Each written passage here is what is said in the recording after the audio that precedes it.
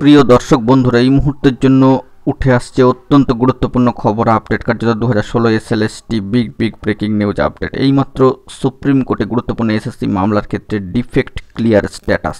সব থেকে দারুণ খবর আপডেট, ভীষণ জরুরি, দেখে নিন। প্রমাণ সহ সবটা তুলে ধরবার জন্য চেষ্টা করছি, তো ভিডিওটিকে শেষ পর্যন্ত দেখবেন, কোনোভাবে কিন্তু স্কিপ করবেন না। চ্যানেলটিকে অতি অবশ্যই সাবস্ক্রাইব করে নিয়ে সঙ্গে থাকবেন। চলুন কথাবার্তা না বাড়িয়ে আমরা মূল টপিকে ফোকাস করি।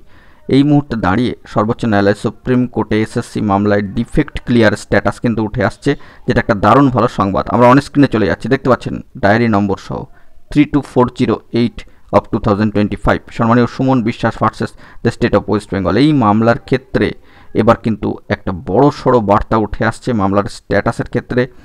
যে বার্তা সেটা আপনারা অন স্ক্রিনে দেখতে পাচ্ছেন। পাশাপাশি এই মামলার যে ডিফেক্ট, সেই ডিফেক্ট ক্লিয়ার প্রসঙ্গে কার্যত ডেডলাইন দিয়ে একটি দারুণ স্ট্যাটাস কিন্তু উঠে এসেছে।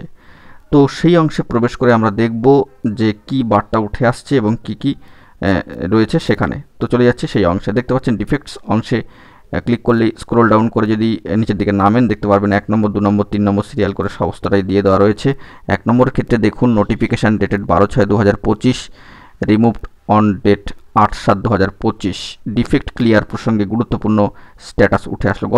গতকালকে যে ডেডলাইন দেখুন 8/7/2025 ডেডলাইন কিন্তু উঠে এসেছে, রিমুভড অন ডেট।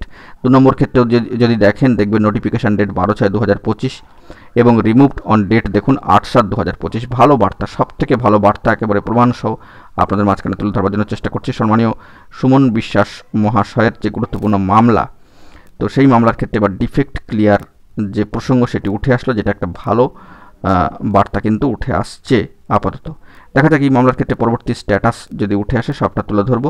এখন এটুকুই, ভালো থাকবেন, চ্যানেলটিকে সাবস্ক্রাইব করে রাখবেন জরুরি আপডেটগুলি পাওয়ার জন্য। ধন্যবাদ।